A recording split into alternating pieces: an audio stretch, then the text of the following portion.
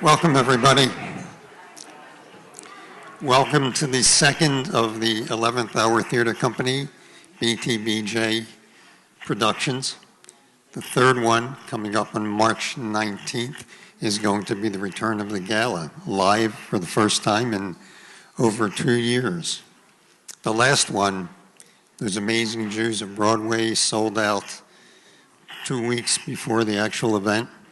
And this one, Those Amazing Jews, the sequel, Broadway and Beyond, is going to be even bigger, so get your tickets early. If you read the program notes, you probably know what I'm about to say. But I can't say these things too many times about Leah. I have known her, admired her, and loved her for many, many years. I've seen her on probably every stage in Philadelphia. And whether it's serious drama, comedy, or musical theater, her performances have always blown me away. I had the opportunity or the good fortune to be able to be involved with her in 2 productions at 11th Hour, including her Barrymore Award-winning performance in Field Hockey Hot. When the Congregational Learning Committee decided that we wanted to do something involving Jewish humor, I knew if we wanted this to be something special, Leah Walton had to be involved from the beginning. Putting on the show with her has been a pure joy for the last 6 months. She is so smart and creative and professional and funny. And it's obvious why the New York Times referred to her as comically gifted. Leah, I am so grateful to have had the opportunity to be by your side for the creation of Jewish humor in America, from the Goldbergs to the Goldbergs. This has been a pure work of love. Please welcome Leah Walton.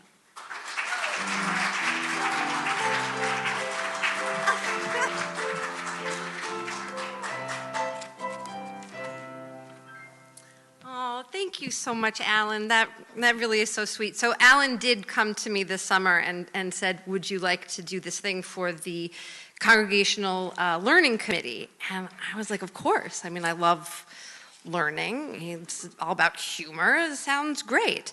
And then Alan said there would be jokes involved, and I would have to tell jokes. And I regretted it immediately because, yes, I am an exceedingly funny person. You just ask my parents. However, I cannot tell a joke to save my life. But Alan is a wise and smart and kind man, and I wanted to work with him, so I agreed. And then I also remembered that this is the Congregational Learning Committee, so it's not really about having fun. So if I tell a bunch of really bad jokes and you have a miserable time, that's great. It's all for the sake of learning. So, just sit back, have a terrible time, and I hope you learn a lot. Because the thing that we're going to talk about now, oh, I'm so sorry. I didn't even introduce you to Chris. This is Chris. Yes. Chris is a lifesaver. And when I need rescuing, he's just going to play music over it. He's going to drown out the bad jokes. So the reason I'm here is so that we can examine what is Jewish humor, what is a Jewish joke, and what makes us, as a people, so funny. So I'm going to start with a joke. All right, here we go. A fleeing Taliban terrorist, crawling his way through the desert, dying, thirsty, thinks he sees a mirage in the distance. And he crawls toward it, and it turns out to be an old Jewish man sitting at a shack selling ties. And the Taliban terrorist says, "Please give me water." And the Jewish man says, "I'm so sorry. I have no water. I only have ties." And the Taliban terrorist says, "A tie? I don't need a tie. I need water. Give me water." And the Jewish man says, "I'm so sorry. I only have ties, but they are very nice ties." They are pure silk and only $5 a piece. And the Taliban terrorist says, I cannot have a tie. I need water. I should take that tie and I should choke you with it. And the Jew says, I'm so sorry, but I'm going to be bigger than this moment. I'm going to tell you there's a restaurant up there. If you just crawl a little bit longer, you will reach the restaurant. And in this fine restaurant, you will find all the delicious water you want to drink. And so the Taliban terrorist crawls off, cursing the Jew. Hours later, the Taliban terrorist crawls back, and with death in his throat, he says, they won't let me in without a tie.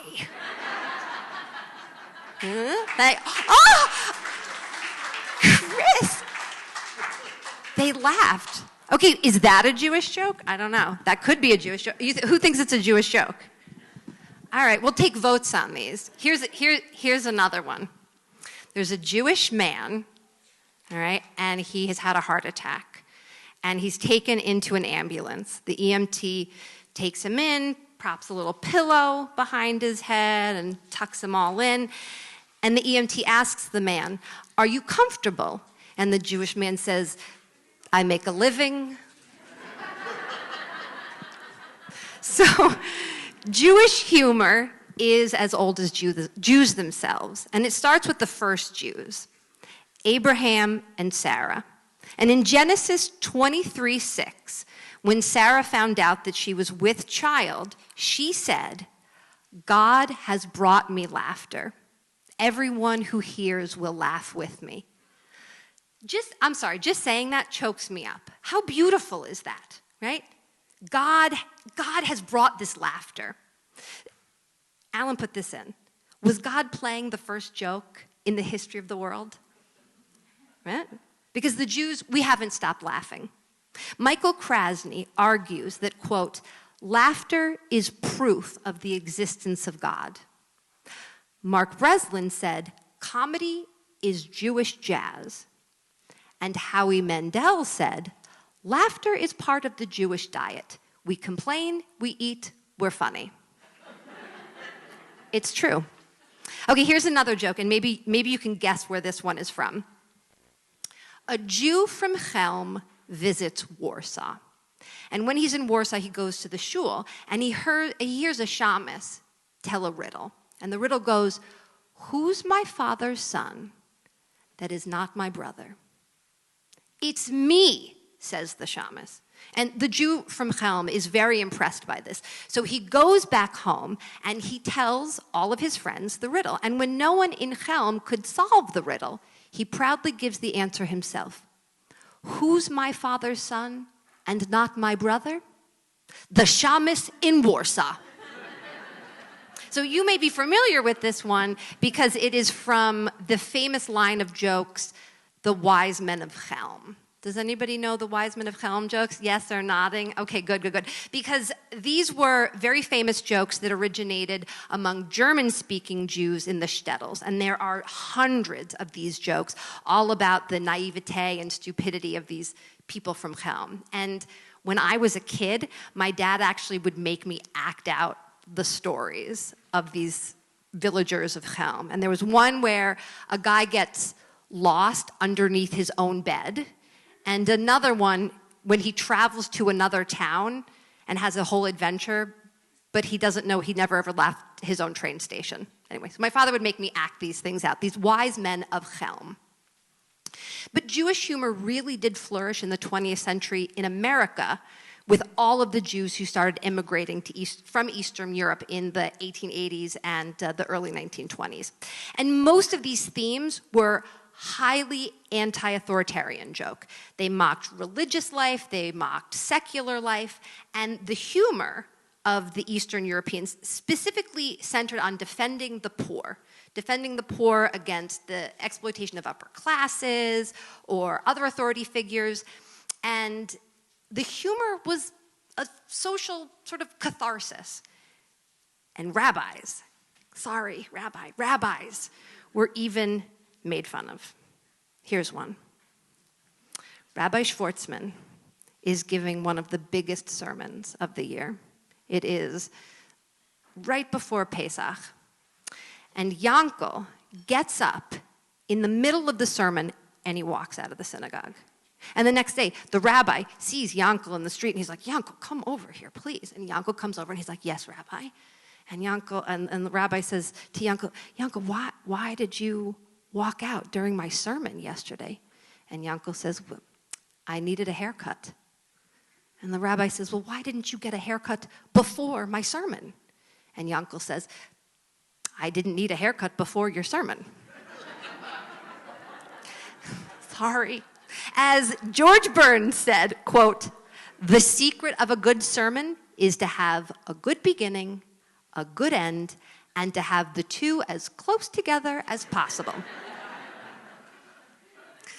After Jews began to immigrate to America, they, like many other minority groups, found it very difficult to gain acceptance.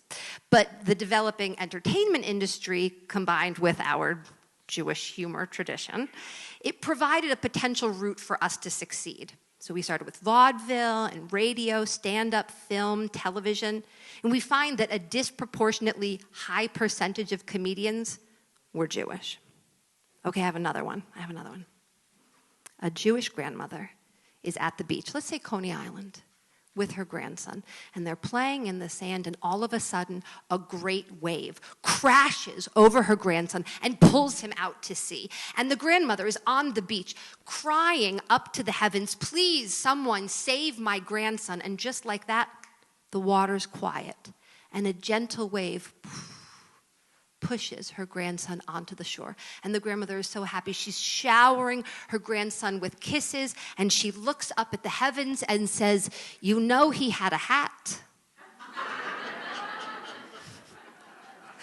Yeah, that's a Borscht Belt joke, right? One of thousands. And as well, you know, the Borscht Belt was the classic vacation spot in the Catskills where Jews vacationed for generations and generations. And so my parents actually met out on the Borscht Belt. Yeah, they were working. My mother worked as a cocktail waitress, and everybody loved her because she had long, straight hair and blue eyes. And my father ran the athletics department at the Concord. I know. I want you to think for just one moment, just meditate on what the athletic center may have looked like at the Concord. It's just like a side of gefilte fish with your softball. So Abel Green, and he was the editor of Variety, he coined the name Borscht Belt, and it came from the Hotel of Grossinger's. And at Grossinger's, they served borscht every day in a glass, a little glass, for every single meal. That's where it comes from. And by World War II, there were about 400 hotels in the Catskills, and all of them wanted comedians. And most of the comedians who performed on the Borscht Belt said that the Jewish audiences were just the hardest audiences that they have ever performed for. And Joey Adams said, quote, when you bomb in the mountains, it's like a concentration camp with sour cream. Ugh, I know, right? Cringe on that one, Joey Adams. Okay, so hundreds of comedians got their start in the Borscht Belt, and I want to do like a little Q&A here. Okay, shout out some of the Catskill resorts that you know. Kutcher's, Grossinger's, where else? Fairman. Oh, two in chorus, very nice. Okay, so name some of the comedians who you know got their start there. Yes? More. Through the masks, project. Yeah, okay. Now I want you to tell me how many of their mothers would have preferred they were doctors instead of comedians.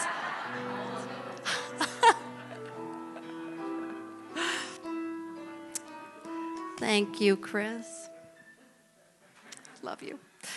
Gertrude Berg was someone who had a lot of connections to the Borscht Belt because she was the daughter of a Catskills resort owner. And she was someone, she spoke non-accented English, and she created a very popular radio show called The Goldbergs. And this show featured a Jewish family, and it ran on CBS from 1929 through 1945. And the Goldbergs made Gertrude Berg one of the most important people in radio. And later, she had moved the show to TV. And in 1949, it was ranked 7th in the country. And in 1950, she won an Emmy for the show.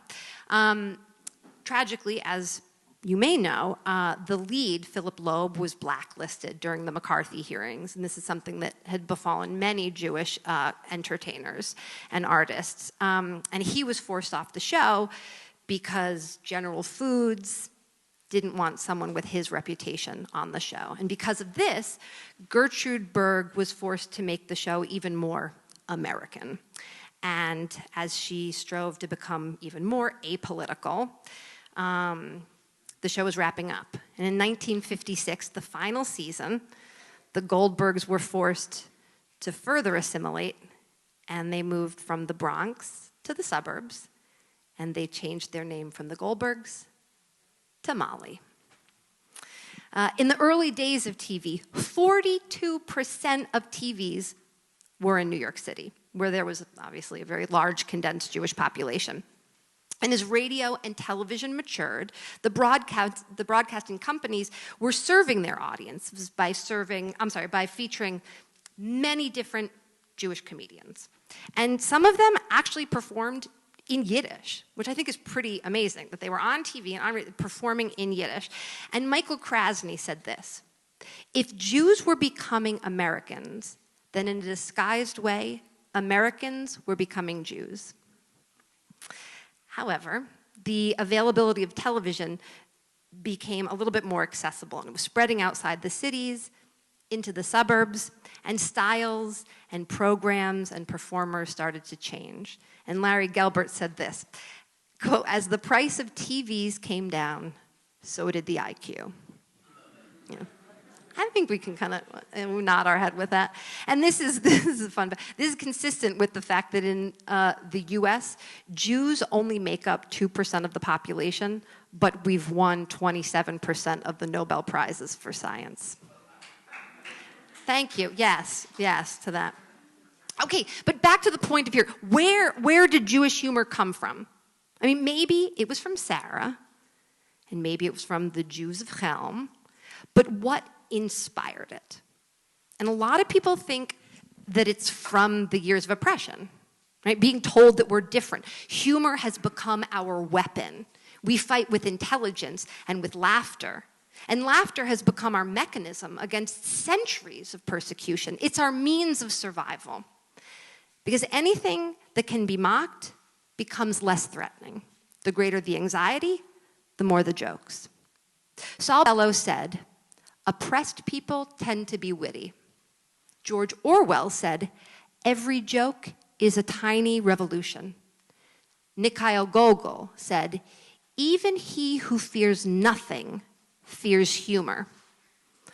Or, as Mel Brooks put it, "If they're laughing, how can they bludgeon us to death?"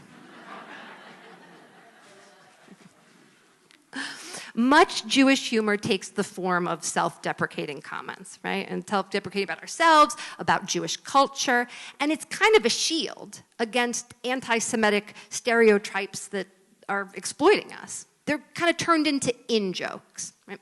So a lot of comedians have made their whole career on this kind of self-deprecation. Henny Youngman was one of them. "I met a woman. She said, 'Come to my house. No one will be there.' I went to her house. No one was there." Phyllis Diller, who I love. "I love going to the doctors. Where else would a man ask me to take off my clothes?" Rodney Dangerfield. "When I was born, my mother didn't breastfeed me. She said she just wanted to be friends. My parents took me to Coney Island and I got lost. A cop helped me. I said, 'Do you think we'll find him?' He said, 'I don't know, kid. There are so many places they could hide.'" And Woody Allen, of course. "I'm not the heroic type. I was beaten up by Quakers." I also can't do impersonations. That's another thing I can't do. But the style of this kind of humor continues. And it's the safety and security of our community that allows us to wallow in some of this neurotic and self-hating and really just hilarious comic behavior. This is an interesting story. In 2006, Jewish self-deprecation came in a very, very clever way. An Iranian newspaper hosted a competition for the most anti-Israeli, anti-Semitic cartoon. And in response, an Israeli illustrator announced a second contest, open to Jews only.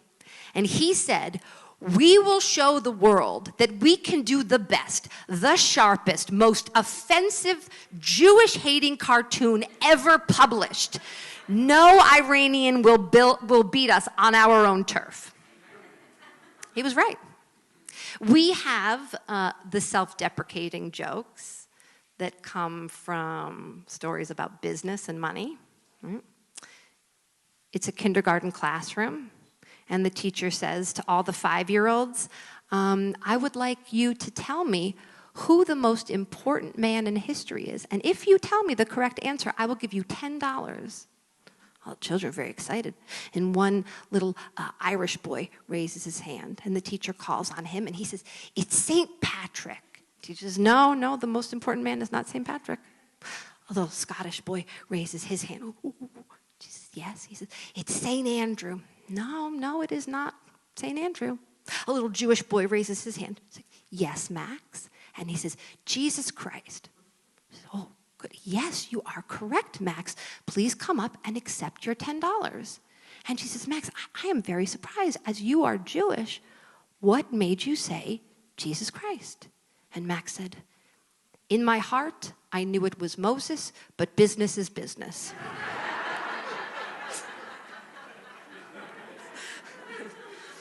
There are in-jokes about Jewish parents. Jewish parents. Mr. and Mrs. Nathan Goldberg are pleased to announce the birth of their son, Dr. David Goldberg. I think that was on my father's birth announcement. I think it was. But he worked at Delicatessen, so I might as well have been a doctor.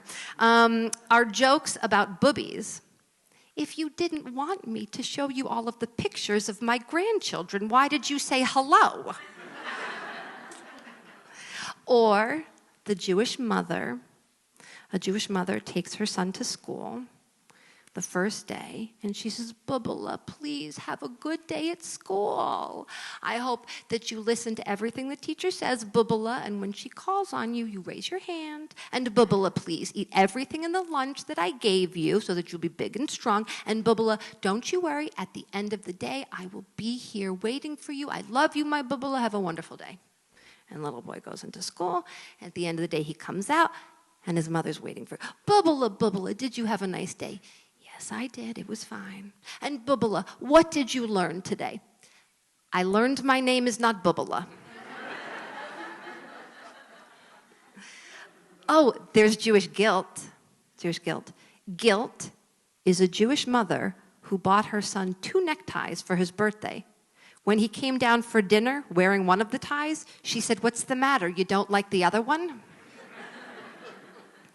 And our guilt really does know no bounds. There was a Jewish Catholic merger to form a church synagogue, and it was called Our Lady of Perpetual Guilt.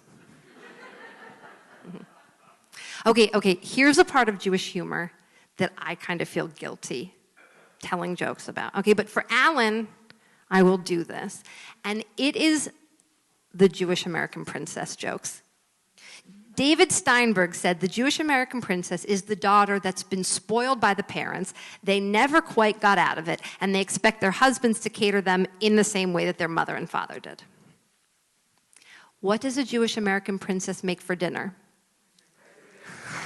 See, you all know them. Okay, what's 3 words a Jewish American princess will never hear? Attention, Kmart shoppers. I know there's no Kmart anymore, so I don't even know. We can't do this. Insert something else. Okay. A mother on her deathbed asks to be cremated and have her ashes scattered in Bloomingdale so that her daughter would visit her at least twice a week. I think my aunt actually did that for my cousin. Okay, but if it wasn't for these Jewish American princesses, we wouldn't have comedy as we know it. Take Joan Rivers. She did more for women than anyone in terms of breaking barriers and stereotypes. And over the course of her career, she went from mocking the neurosis of Jewish American princesses to baby deliveries. She said, "I want to be knocked out in the delivery room and wake up at the hairdresser." And she also fought sexism and marriage and brought women into the workplace. Or Phyllis Diller. On TV, between 1975 and 1980, HBO had 43 comedy specials, but she was the only woman to be featured. Or Elaine Boosler. When she was asked what's the difference between a comedian and a comedienne, she replied, "About $10,000 a week." Mm-hmm.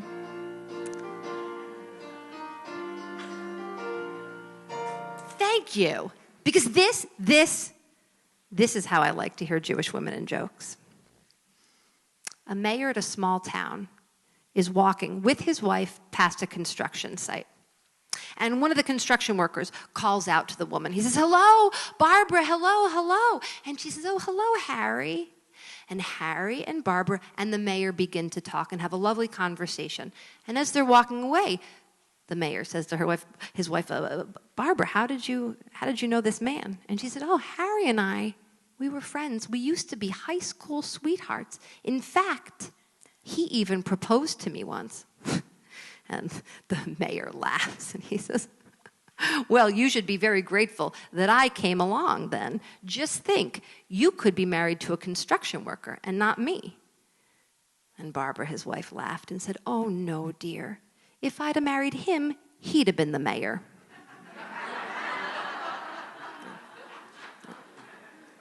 Oh, here's another one. Here's another good woman one. A man returns one morning after a fishing trip, his boat all full of fishing gear, and his wife jumps in with a book. She decides she's going to go out to the middle of the lake and do some reading. And she's out there peacefully reading, and all of a sudden, a game warden rolls up. He looks at her and says, "Ma'am, what are you doing?" She says, "I'm here, obviously, reading a book." He said, "You know, this is a restricted area. You cannot go fishing here." She says, "Yes, I know, but I'm not fishing. I'm simply reading a book." He says, "Yes, but inside your boat, there's all this fishing equipment. You could be fishing at any moment." She says, "I'm not fishing." He said, "I'm going to have to write you a ticket and take you in. You have the equipment. You could begin at any moment." She says, "Well, then if you give me a ticket and take me in, I'm going to have to report you for sexual assault." He said, "Well, I haven't done anything. I'm just sitting here." And she said, "Yes, but you have all of the equipment. You could begin at any moment." And the moral of the story is don't mess with Jewish women, especially when they're reading.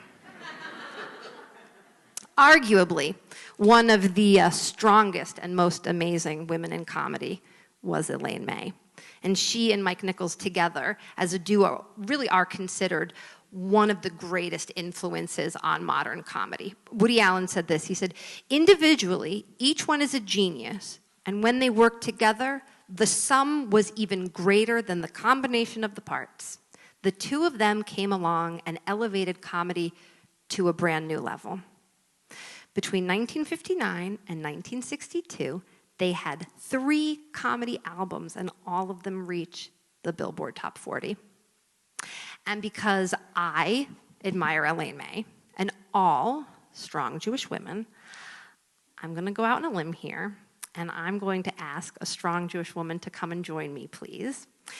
This is an old routine that Mike Nichols and Elaine May used to perform together. And they performed it as mother and son. But I'm going to take some artistic license here, and we're going to do mother and daughter. And I'm going to ask Rabbi Roni, will you please come up and join me to do a little Nichols and May?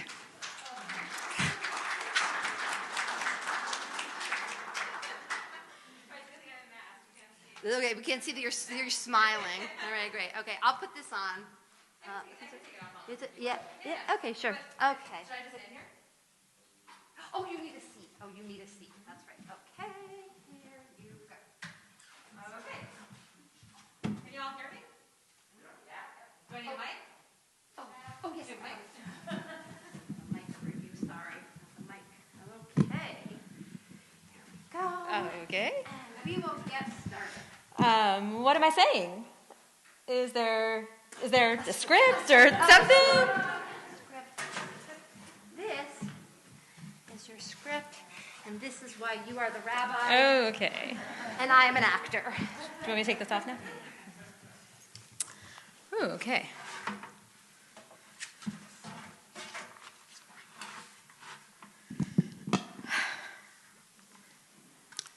Ring, ring, ring, ring, ring, ring. Hello? Hello, Arlene, this is your mother. Do you remember me? Mom, I was just going to call you. Isn't that a funny thing? I had my hand on the phone. Arlene, you were supposed to call me last Friday. I know. I just didn't have a second. I sat by the And I phone could all just day cut Friday. Mom, I I sat was there just all day about. Friday, all night Friday, all day Saturday, and all day Sunday. Mom, I was in the lab. And your father finally said, Phyllis, eat something, you'll faint. I said, Harry, no, I don't want my mouth to be full when my daughter calls. Mom. And you never called. Mother, I was sending up a satellite. I didn't have a second. Well, it's always something, isn't it? Mom, look. You know, Arlene, I'm sure that all of the other scientists there have mothers, and I am sure they all find time after breakfast, before the count-off, Down. to pick up a phone and call their mothers. Honey, now you have And you me. know how I worry. Well, that's the point. I read in the papers, you're still losing them. Mother, I don't lose I them. nearly went out of my mind. Mom, I I thought want- maybe they're taking it out of her pay. All right, Mother, that's it. Is it Mom. so hard to write? I'll send you a postage stamp if it's so hard. Mother, just tell me how you are. How are you? I'm sick. I'm sorry to hear that. What's wrong? Nothing. Well, you know what it is, Arlene? Yeah. It's the same thing it's always been. Yeah, sure. My nerves. Yeah. And yeah. I went to the doctor, Of course, yeah. and he said, and listen, Mrs. Weiss, you are a very nervous, very high-strung woman. Well, God knows that's true. And you cannot stand even the slightest aggravation. Well, no. And I said, well, doctor, I know that. And I said, well, doctor, I have this daughter, and she is very busy. It's the truth. She's very busy. I said, she's too busy to pick up a phone and call her mother. Mom, Mother. And I want you when to I tell me. said that, the man turned pale. Mother. He said, Mrs. Weiss, I have been a doctor for 35 years. Mom. And I have never heard of a daughter too busy to call her mother. I know, Mom. That but is what he said to me, Arlene. I know. And that man is a doctor. Mother, please tell me what the doctor said that they're going to do for you. I may be in the hospital for a while, so... The hospital? What are they going to do? Well, they'll x-ray my nerves. Mother, why don't you at least let me know? All you have to do I don't is... want to aggravate you. Never mind. Please, listen. About your hangnail, how is it? Mother, just listen to me, please. Don't worry. Arlene, what does that mean, honey? What does that mean, don't worry? Well, nothing, actually. I don't know. I said the first thing that came into my head. Listen to me, Arlene. I am your mother. Well, yeah, that's the thing. What's the use of talking? You know, you're very young. Someday you'll get married. Mom. And you'll have children of your own, Arlene. Mom, please. And when you do, I only pray they'll make you suffer the way you make me suffer. That's all I pray, Arlene. That's a mother's prayer. Okay, Mom. Thanks for calling. You're very sarcastic, you know. Mother, I'm doing my best. When you call, I try to explain to you that I'm busy, but you don't listen. I'm sorry. I'm sorry that I bothered you when you're so busy. Believe me, I won't be around to bother you much longer. And listen, I hope I didn't make you feel bad. Are you kidding? I feel awful. Oh, honey, if I could believe that, I'd be the happiest mother in the world. Well, Mother, what do you think? I feel rotten. Arlene, honey, why don't you call me? I know I nag you. I'm a nagging mother. What are you going to do? I'm kidding. But, honey, you're my baby. And listen, you're the only baby I got. And I'll tell you something. When you get to be 100 years old, you'll still be my baby, you know? And when you don't call me, honey, I can't help because I worry. And is it so hard to pick up a phone and call your mother, is it? Oh, please, baby, please. Well, I will. I promise. Oh, honey, you make your mommy so happy. My mommy. Happy, I happy. I know, I thank you. And Mommy wants to wish you lots of luck with your satellites. Thank you, Mommy. And Mommy loves you, remember that. I love you too, Mommy. Goodbye, baby. Goodbye, Mommy. Thank you so much. Take him out.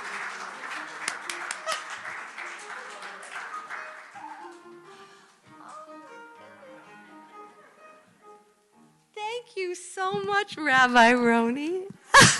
I'm so honored to have you up here with me, truly. I really am. I'm always in awe of our spiritual leaders. There was a brief period of time that I thought I might be a rabbi, and then I quickly took that off my plate. My parents are thrilled instead that I'm an actor. That has brought them great pride. I am sorry that now, because I'm going to have to tell some rabbi jokes. They're rabbi jokes. There are, okay? Because, hypocrisy, religious hypocrisy, was part of our humor, you know? Especially the differences between Orthodox and conservative and Reform rabbis. That was a big, big topic of humor. Okay, here's one. It's the night of a wedding of a young Orthodox man, and he goes to his Rebbe and says, Rebbe, I am very, very nervous. I have 3 questions. I'm very embarrassed. Maybe you can help me with them. And the Rebbe, a very wise man, strokes his beard and says, yes, of course. What are your questions? And the man says, my first question, I'm so embarrassed. The first question is it okay if my wife and I have relations from behind? And the rabbi says, let me look in my books. And he pulls off a big book from the shelf and he flips through it and he says, yes, it says right here. That is allowed. Not only is it allowed, it's a machaya. Oh, good, says the rabbi. And the man says, okay, I have another question. My second question, Rabbi, is it okay for my wife and I to have relations with her on top? Let me see. And he pulls off another book from the wall and flips through the page and says, yes, right here. Not only is it allowed, it's a mitzvah, a blessing that you should do it this way. Oh, thank you, Rabbi. But I have a third question.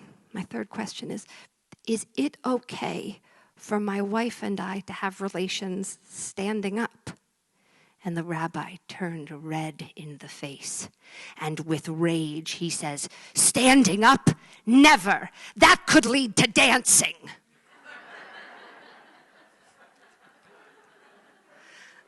This is a conservative synagogue, right? This is good. Okay, so I'm going to skip over conservative. I'm going to go to reform, right? Okay, here's one, the reform rabbi.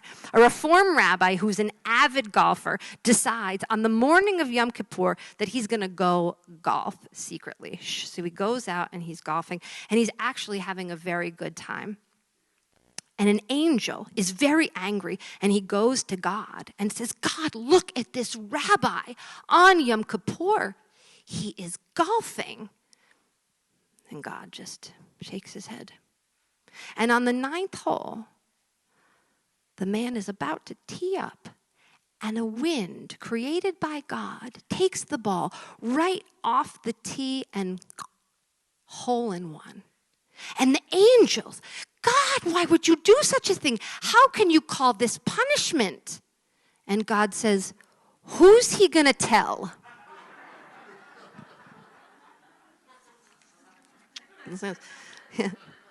Okay, here's a Cantor one. But is Cantor Benjamin here? He's a lovely man, right? So this does not apply to him. This is an egocentric Cantor. He's bragging to his congregation.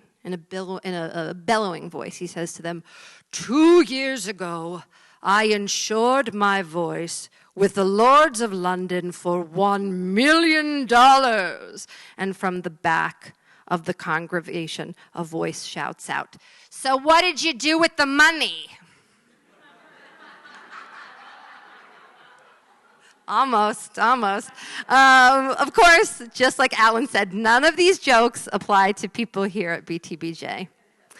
But the calling out of religious trends does go beyond our Jewish traditions. We also touch on other spiritual practices. So in the 60s, many of the younger Jews at the time were seeking a spirituality outside of what they were raised with and turning to Eastern religions. Think of Baba Ram Dass. Remember Baba Ram Dass? He was a spiritual leader, a guru of modern yoga. He was an author, and he was widely known for helping to popularize Eastern spirituality and yoga here in the West. And he was born Richard Alpert, Baba Ram Dass. Richard Alpert. He was the son of Gertrude Levin and George Alpert. Here's the scene. An elderly woman sets out from her home in Brooklyn for India. She traveled by foot over hills and mountains and streams. She reaches a mountain. At the top of the mountain is an ashram. She climbs this mountain to reach the ashram, and when she's there, she knocks on the door. And the assistant to the head yogi comes out, and she says, please, may I speak with the yogi? And the assistant says, no, you may not. The yogi is not speaking to anyone, and closes the door in her face. And the old woman sits there at the door of the ashram for 40 days and 40 nights. No rest, no food, no water. And finally, the assistant yogi comes out and says, oh, ma'am, you must really want to speak to this yogi. You may come in, but you may only say 3 words to him. And the woman nods, very grateful. She enters the ashram, walks down the hall, and sees at the end of the hall the head yogi sitting there chanting Om Shanti. And she walks up to the yogi and says, come home, Shelton.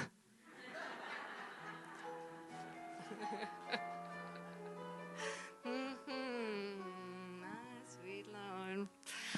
We also find some spirituality in our complaining, right? Who loves to complain here? I mean, that's my favorite hobby. Ask my boyfriend right there. When you meet, when 2 Jews meet on the street and one says, how are you doing? You never hear the other one say, I can't complain. That's not. Okay, a Jewish man owned a talking dog. He threw a stick and told the dog to go fetch. And the dog, instead of getting the stick, just starts screaming at the man, berating him. You don't give me enough milk bones. You don't take me on enough walks. I don't have enough dog friends. And finally, the owner's like, what is this? What's going on? I simply asked you to go fetch. And the dog goes, ugh. I thought you said go fetch.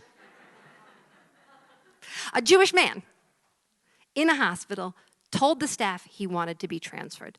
And the doctor comes and visits him and says, sir, what is the wrong? Is it the food? No, the food is fine. I can't complain.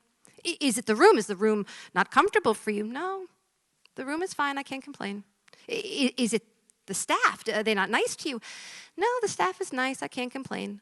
Well then, sir, what's the problem? I can't complain.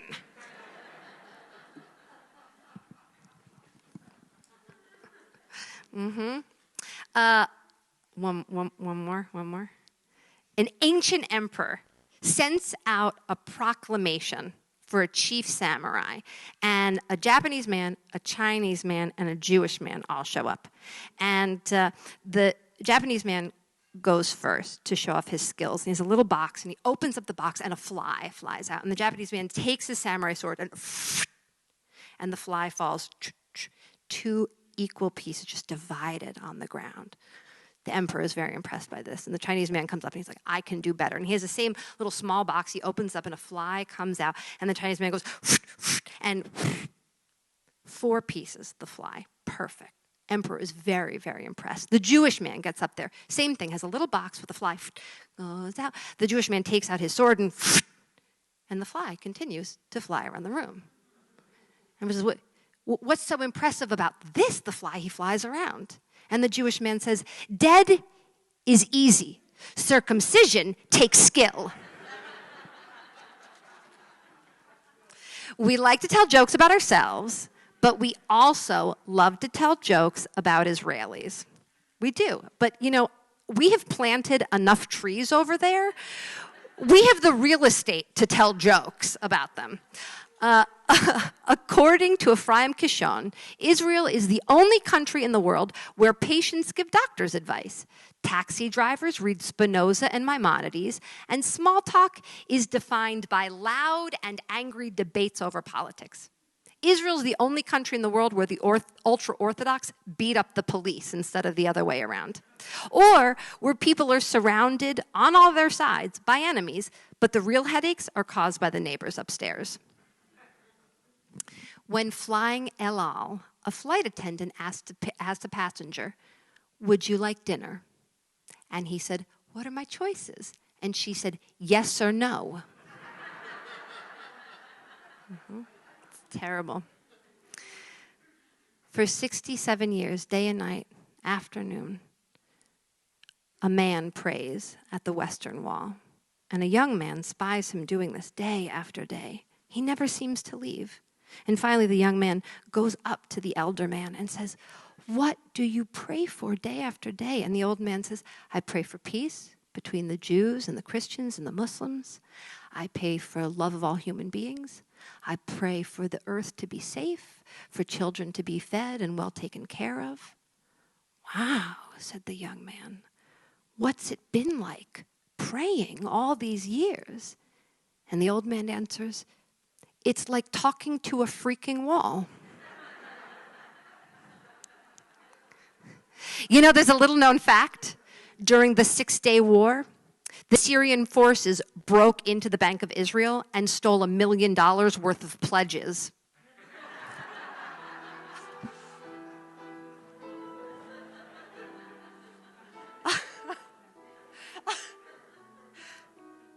That's my favorite joke of the night. I don't know why that one is so funny to me. I just feel like every part of my growing up was like, did you send your pledge in?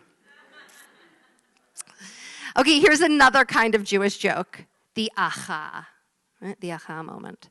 An old Jewish man, he goes to his favorite deli every day, and he always orders the same thing, a matzo ball soup. And one day the waiter decides he's going to surprise the old man, and he's going to have the matzo ball soup waiting for him. So when the old man arrives, there's the matzo ball soup. The old man sits down, and he sits. And the waiter notices the man is not eating the soup. He goes up to the man and says, "I'm sorry, sir, you're not eating your soup. Did you not want soup today? Maybe you wanted something else?" The old man says nothing. "Sir, maybe the soup is too salty. It doesn't taste good. Maybe that's the problem." The old man says nothing. Maybe it's too hot. You can't eat it. It's too hot. Is that the problem?" The old man says nothing. Well, what is it?" says the waiter. And the old man says, "Taste it." The waiter makes to go taste it. Where's the spoon? Everybody. Yes.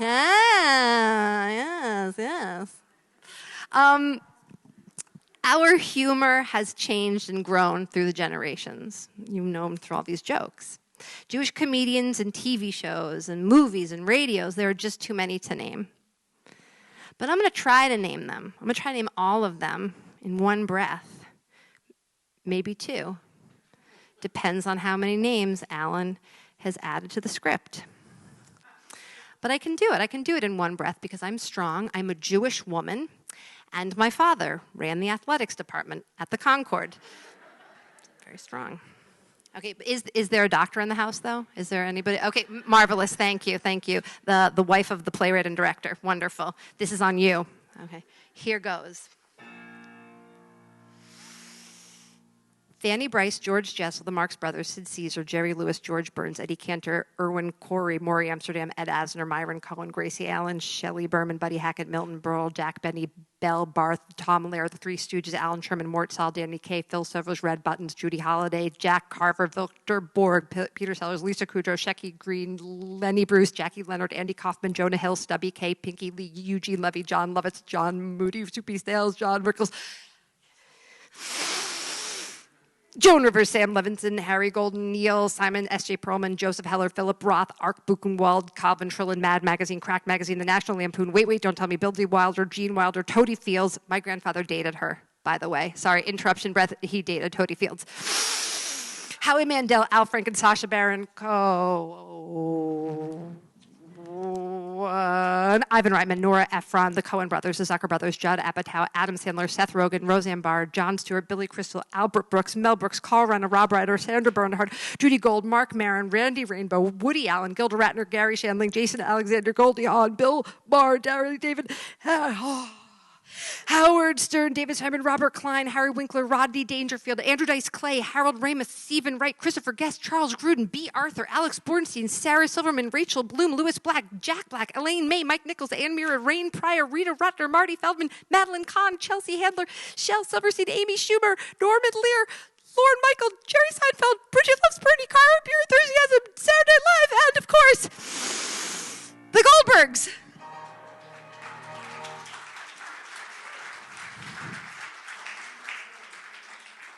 Well, that was terrible. The Goldbergs. Now it's a new series created by Arthur S. Goldberg based on his childhood as a Jewish kid in the 1980s. Do you know this show? It takes place here in Jenkintown, in a suburb, picking up in a place not very far from where Gertrude Berg left off in her own series. So what links all of those people that I tried to name?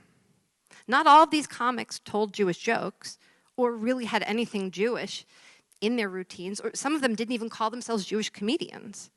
You can't really get farther than Lenny Bruce to the Three Stooges, Jack Benny to Howard Stern, Jerry Lewis, Jon Stewart. So what is Jewish humor? In 2013, a Pew Research study, it was called A Portrait of Jewish Americans, asked Jews, what does it mean to be Jewish in America today? And they said this: 19% said it's observing Jewish law. 28% said it was being part of a Jewish community. And 42% said they believed it was having a good sense of humor. And it didn't hurt that back in 1978, Time magazine estimated that 80% of American comics were in fact Jewish. Impressive. We're about to wrap up. Thank you. And in this short period today, we've really just scratched the surface about what Jewish humor is. And Michael Krasny said this: like Jewish food, jokes and humor feed memory, emotion, nostalgias, identity, and longing.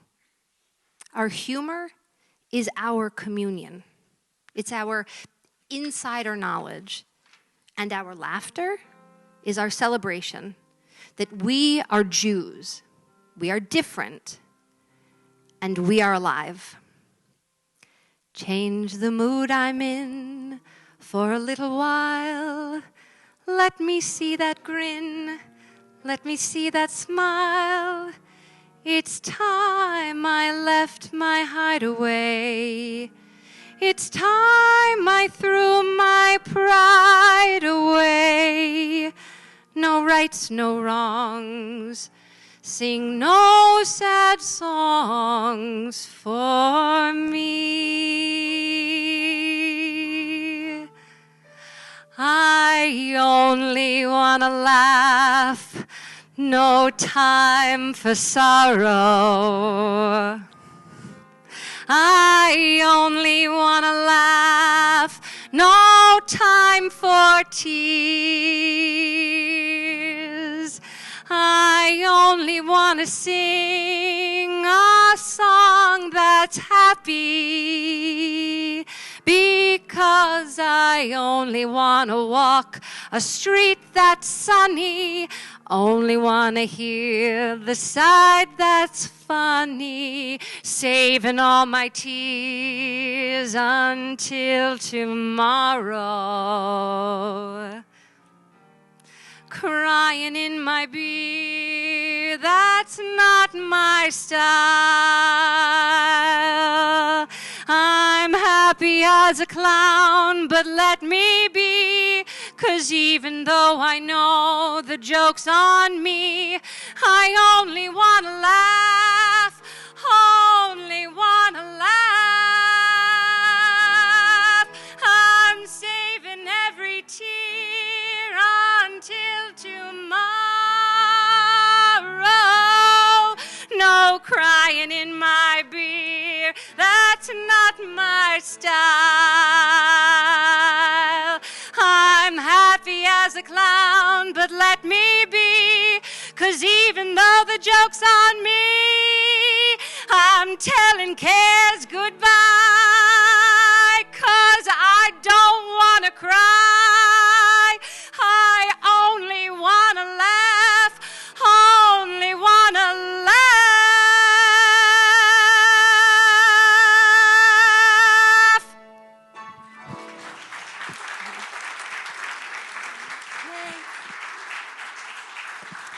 Thank you so much, Alan.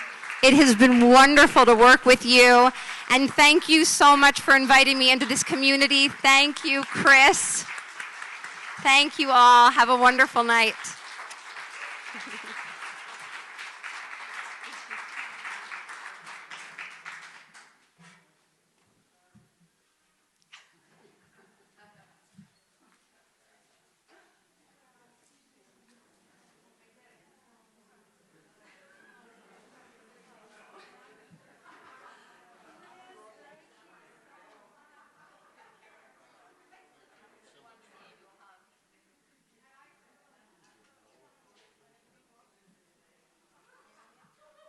Hi, everyone. Is this still on?